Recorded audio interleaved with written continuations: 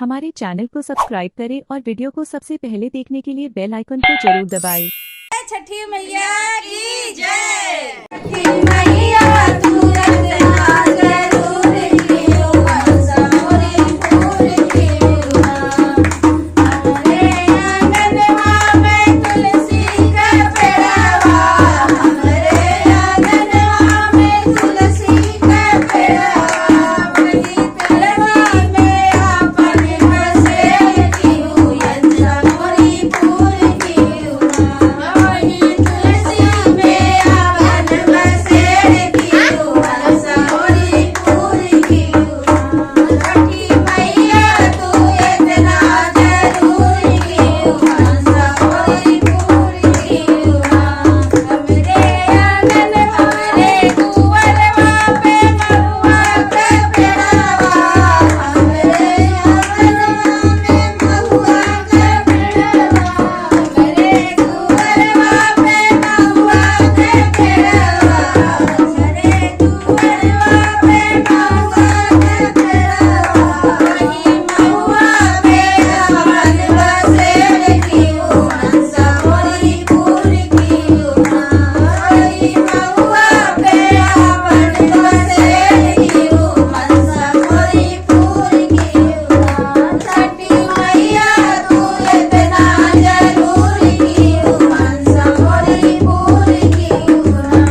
हमरे कुंवरवा पे अम्बवा के पेड़वा, हमरे कुंवरवा पे अम्बवा के पेड़वा, हमरे कुंवरवा पे अम्बवा के पेड़वा, वही अम्बवा पे आपन बसेर कियो मनसा मोरी पूरी कियो।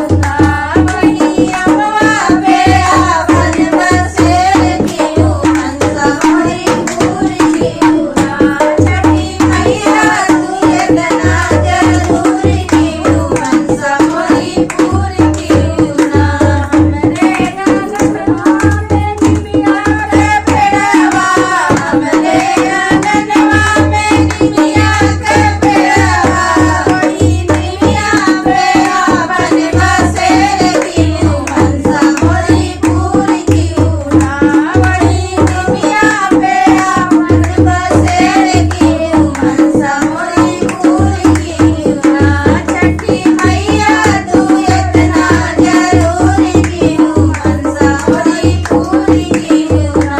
छठी मैया तू इतना जरूर कियो मनसा मोरी पूरी कियो। हमरे आंगनवा में चूसा के पेड़वा, हमरे आंगनवा में चूसा के पेड़वा, वही सासा पेड़वा होठा के पेड़वा, चूसा के पेड़वा होठा के पेड़वा, वही आलसवा में आपन बसेर कियो मनसा मोरी पूरी कियो।